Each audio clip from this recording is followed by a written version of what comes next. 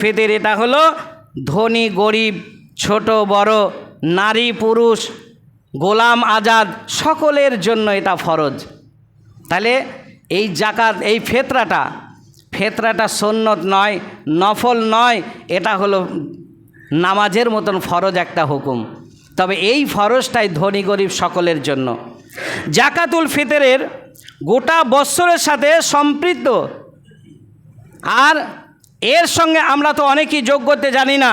এটা হলো শাওয়ালের চাঁদ উদিত যখন হয়।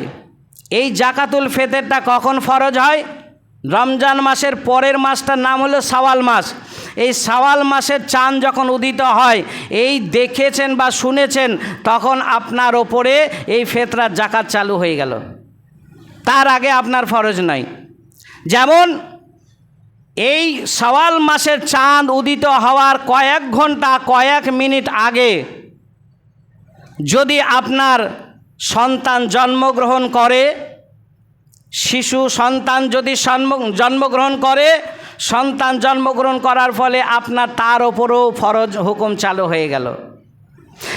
এইবার ভালো করে শোনেন, এই জাকাত, এই শাওয়াল মাসের চাঁদ যখন উদিত হয়ে গেল, তখন যদি উদিত হওয়ার পরে যদি আপনার আত্মীয় স্বজন, ছেলে হোক, মেয়ে হোক, বিবি হোক, মা বাবা হোক, যেই হোক না কেন, যদি ইন্তেকাল করে, যদি মারা যায়, তার ওপরে হুকুম চালু। কেন? ফরজ হওয়ার পরে মারা গিয়েছে, তাহলে তার ওপরে হুকুম চালু আছে। তাহলে এই জাকাতুল ফিতর কার ওপরে ফরজ সেটা তো আপনারা শুনলেন। এই ফরজটা হলো বুখারী শরীফের 1421 নম্বর হাদিস।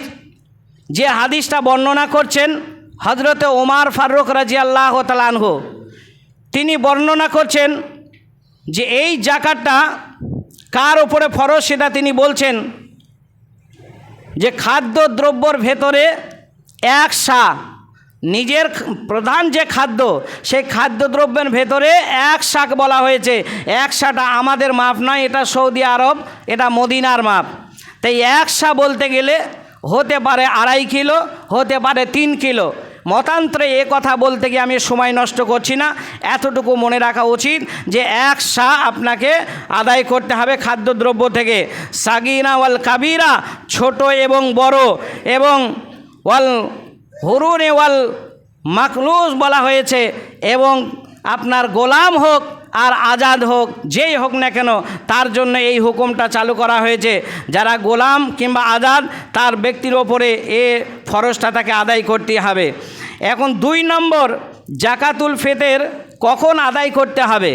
সুন্নত যেটা, মানে সেই সুন্নতি হলো শাওয়াল মাসে চাঁদ উদিত হওয়া থেকে নিয়ে ঈদগাহ যাওয়া পূর্বে পর্যন্ত, ঈদের মাঠে যাওয়ার আগে শাওয়াল মাসের চাঁদ, অর্থাৎ রোজা যখন ভেঙে গেল। রোজা কখন ভাঙে? রোজা কখন ভাঙে? রোজা কি বেলা 12টায় ভেঙে যায়? রোজা কি 10টার সময় ভাঙে? না রোজা 5টার সময় ভাঙে? এরকম 12টা আর মানে 1টা 2টো 5টা নয়, রোজা ভাঙে যখন শাওয়াল মাসে চাঁদ উদিত হয়, তখন রোজা ভাঙে, তার আগে রোজা ভাঙে না। তা 29 হোক আর 30 হোক, রোজা যখন ভেঙে যাবে, তখন থেকে নিয়ে ঈদের মাঠে যাওয়ার পূর্বে পর্যন্ত এই টাইমটা হলো দেওয়াটা সুন্নত, এটা দেওয়া। তবে জায়েজ, ওলামাদের একটা মত আছে যে রমজান থাকতে, দুটো একটা রোজা থাকতে, সেখানে আপনি জাকাত আদায় করলে আদায় হয়ে যাবে। হবে না এ কথা বলতে পারবে না, হয়ে যাবে। তবে সব থেকে উত্তম সেটা হলো ওই টাইমটা, শাওয়াল মাসে চাঁদ যখনই দেখা যাবে তখন থেকে নিয়ে ঈদগাহ যাওয়ার আগে পর্যন্ত। তবে মনে রাখতে হবে, ঈদের নামাজ পড়ে এসে যদি মনে করেন দেব, তাহলে ফিতরা আদায় হলো না, জাকাতুল ফিতর হলো না, সেটা সাধারণ একটা দানের খাতায় পড়ে যাবে, আপনার মানে ওটা থেকে কোনো ফায়দা পেলেন না। তাহলে আপনাকে এবার মনে রাখতে হবে, 3 নম্বর প্রশ্ন হলো কাকে দেবেন জাকাতটা? এই জাকাতটা কাকে আপনারা দেবেন সেটা আপনাকে জেনে রাখতে হবে। এর ওবাতালি করলে হবে না। মনে যা চায় তাই করলে হবে না। এই জাকাতটা অনেক জায়গায় আছে দেখেছি, মাদ্রাসায় যারা কাজ করে হয়তো আমার উপরে রেগে যায়, একটু আমার কথাটা বুঝতে পারে না, যার কারণে রেগে যায় তারা। মাদ্রাসায় কিছু কিছু গ্রামে আছে, আপনাদের গ্রামে আছে কি জানি না, যে ফেতরাটা দুটো ভাগ করে অর্ধেক ভাগ মাদ্রাসায় দিয়ে দিচ্ছে। আমি বলবো এটা বৈধ নয়, অবৈধ, এটা দেওয়া যাবে না। সব মাদ্রাসায় এই পয়সাটাও পাবে না।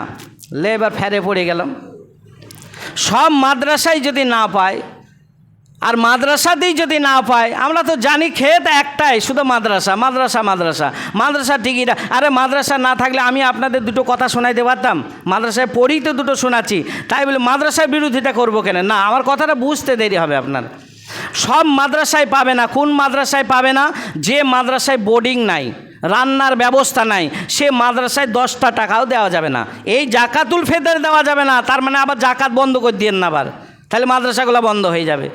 জাকাতুল ফিতরটা এই মানে যেমন আপনার জাকাত বার হয়, সূরা তওবার 60 নম্বর আয়াতে উল্লেখ আছে 8 শ্রেণী মানুষ পাবে জাকাতের মাল। তো এই 8 শ্রেণী মানুষই কিন্তু হকদার, জাকাতুল ফিতর নয়। এইটুকু আপনাকে মাথায় রাখতে হবে। ওই জাকাত আর জাকাতুল ফিতর দুটো জিনিস আলাদা, এটা এক নয়। তাহলে কোন মাদ্রাসায় পাবে? যে মাদ্রাসায় এতিম ছেলে পড়াশোনা করছে, ফকির মিসকিন, অর্থাৎ সেই মাদ্রাসায় রান্নার ব্যবস্থা আছে, বোর্ডিং চালু আছে। খবর নিয়ে দেখুন, সেই বোর্ডিং চালু থাকা মাদ্রাসায় কিছু পাবে। কিছু বলতে গেলে, এর বিশ্লেষণ করতে গেলে অনেকটা সময় লেগে যাবে। এতটুকু মনে রাখুন যে সেই মাদ্রাসায় পাবে, বাকি সব মাদ্রাসায় কিন্তু হকদার এটা নয়, আপনাকে মনে রাখতে হবে। তবু আপনাকে জেনে রাখা দরকার, নবী মুহাম্মদ রাসূলুল্লাহ সাল্লাল্লাহু আলাইহি সাল্লাম কি বলেছেন, যে তহুরাল্লিল সিয়ামি মিনাল লাগবি ওয়া রাফায়েসে, অর্থাৎ সিয়ামে এই ফিতরাটা আদায় করলে কি হবে, সেখানে মহানবী মুহাম্মদ রাসূলুল্লাহ সাল্লাল্লাহু আলাইহি সাল্লাম বলছেন, তুমি যে রোজা পালন করলে, যেমন প্রত্যেকটা মালের জাকাত লাগে, এটা আপনাকে মনে রাখতে হবে, প্রত্যেকটা মালেরই জাকাত আছে, অনুরূপ আপনার দেহেরও জাকাত আছে। দেহের জাকাতটা কি? এই রমজান মাসে সিয়াম পালন করা, এটাই দেহের জাকাত। যারা রমজান মাসে সিয়াম পালন করতে পারলাম না, দেহের জাকাত দিলাম না, তাহলে জাকাত না দিলে মাল অপবিত্র হয়ে যায়, পবিত্র হয় না। খুব ভালো করে কথাটা কানে ঢুকিলেন। যখন সোনা চাঁদি এই মালের জাকাত থেকে আপনি বঞ্চিত থাকবেন, দেবেন না জাকাত, তার মানে আপনার ওই মালটা অপবিত্র হয়ে গেল, নাপাক হয়ে গেল, গুনাহগার হয়ে যাবেন। এমন কি কোরআনের ভেতরে রয়েছে, ওই মালটা কিয়ামতের ময়দানে জাহান্নামে নিক্ষেপ করে, জাহান্নামে তাপ দিয়ে সেখানে আগুন নিয়ে এসে আপনার গলায়, আপনার কানে, যে যে জায়গাগুলো গহনা আপনি পরে ঘুরিয়ে বেরিয়েছিলেন জাকাত না দিয়ে, সেই মালগুলো আপনাকে পরিধান করানো হবে, আপনি যত বড় নামাজি আর রোজদার হোক না কেন, এটা মনে রাখুন। তাহলে জাকাত না দিলে আপনার মাল যেমন পবিত্র হলো না, ঠিক রমজান মাস পেয়ে যখন সিয়াম পালন করলেন, আপনার বডিটাও পবিত্র হলো না। এই বডিটার কোনো মূল্য নেই, এটা শুধু পোকামাকড়ের খাদ্যস্বরূপ কবরে শুয়ে দিলে, এছাড়া আর কোনো ফায়দা নাই। আছিরে পারে শুই দিলে কটা পোকা হয়তো খেয়ে বলবে আলহামদুলিল্লাহ, বহুদিন পরে একটা হিষ্টপুষ্ট বডিওয়ালা একটা বডি পেয়েছি, খেয়ে যাক কিছুদিন আমরা, আমাদের পেটের ক্ষুধা নিবারণ হলো, এছাড়া আর অন্য কোনো দাম নাই। তাহলে দেহের জাকাত আদায় করতে গেলে রমজান মাসে সিয়াম পালন করতে হবে। আর এই সিয়ামের মাধ্যমে যদি এই রমজান মাসের ভেতরে যদি আপনার কোনো গোপনে প্রকাশ্যে যদি ছোটোখাটো পাপ হয়েই যায়, সেই গুনাহগুলো মার্জনা হবে, সেই গুনাহগুলো ক্ষমা হবে।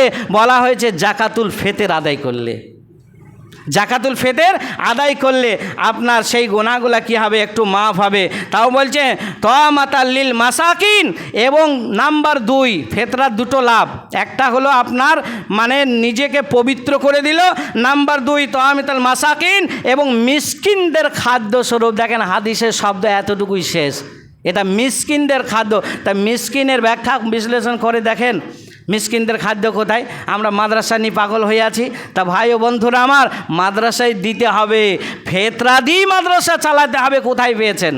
আপনার মালের জাকাত বেরিয়েছে তো, আলেম ওলামাকে কেন আপনার দরজায় আসতে হবে?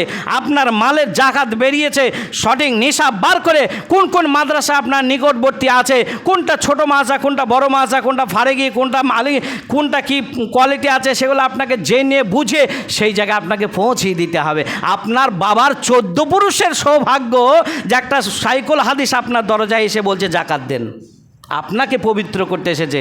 আপনার বাবার মাল নিতে আসেনি, আপনাকে পরকাল থেকে বাঁচাতে আসে, আপনাকে কবর থেকে বাঁচাতে আসে, আপনাকে মানে হাসরের মাঠ থেকে বাঁচাতে আসে। তার নিজের মাল নিতে আসেনি, তোমার মালও নিতে আসেনি। 14 পুরুষের সৌভাগ্য যে তোমার দরজায় একটা বুখারী পড়ানো আলেম, একটা মিশকাত পড়ানো আলেম, একটা তিরমিজি পড়ানো আলেম, একটা আবু দাউদ শরীফ পড়ানো আলেম তোমার দরজায় এসে বলছে আসসালামু আলাইকুম। এই আব্দুল সাত্তার বলতো, বল দাদু বাড়িতে নেই, দাদু বাড়িতে নেই, গরু কিনতে গিয়েছে, মালটা ঘরে শুয়েছি বলছে। কোথায় যাবেন? অপেক্ষা করুন, ফাতার আব্বাসও একটু অপেক্ষা করেন, আল্লাহ আপনাকে দেখে নেবে। ঠিক ইন্না ইলাইনা ইয়াবাহুম সুম্মা ইন্না আলাইনা হিসাবাহুম, আপনাকে দেখে নেবে। ভাই সকল, যে কথাগুলো বললাম মানে ঠিক গুছিয়ে হয়তো কতটুকু বললাম জানি না, এর ব্যাখ্যা বিশ্লেষণ করতে গেলে তো অনেক সময়ের দরকার। এতটুকুই মাথায় রেখে দিন, জাকাতুল ফিতর আপনাকে আদায় করতেই হবে। তবে খুব গরিব শ্রেণী মানুষ, দিন আনে দিন খায়, কোনো মাল জমে না, তারও ক্ষমা নাই। তাকেও বলা হয়েছে জাকাতুল ফিতর ঈদের মাঠে যাওয়ার আগে তুমি জমা করো। যদি তুমি ভাবো যে আমার মানে সংসারে অবস্থা খুবই সংকটময়, মানে সংকুচিত হয়ে যাচ্ছি, আমি টাইট হয়ে যাচ্ছি, কষ্টে মুসিবতে পড়ে যাচ্ছি, তুমি যা দিয়েছো ডবল নিয়েছো। 5 কিলো দিয়েছো, তুমি 10 কিলো নিয়েছো। সমাজ তোমার জন্য ভাববে, আর সমাজকে ভাবারই বিষয় এটা। বলা হয়েছে ঈদ মানে তো বারবার ফিরে আসে আনন্দ দিন। শুধু তোমার একা আনন্দ হলে হবে না, তোমার প্রতিবেশীর খবর নাও, কার পোশাক হয়েছে, কার খাবার হয়েছে, খবর নিয়ে দেখো। তারপরে ঈদের মাঠে বলো আল্লাহু আকবার, আল্লাহু আকবার বলতে বলতে তুমি তকবীর পাঠ করতে করতে তুমি যাও। আর কোনো খবরাখবর না রেখে যদি তকবীর পাঠ করো, ওই তোমার ঠোঁট থেকে বেরিয়ে কাঁটের লগায় যে ঝুলবে, আর ওপরে পৌঁছাবে না। এটা মনে রাখুন ভাই সকল।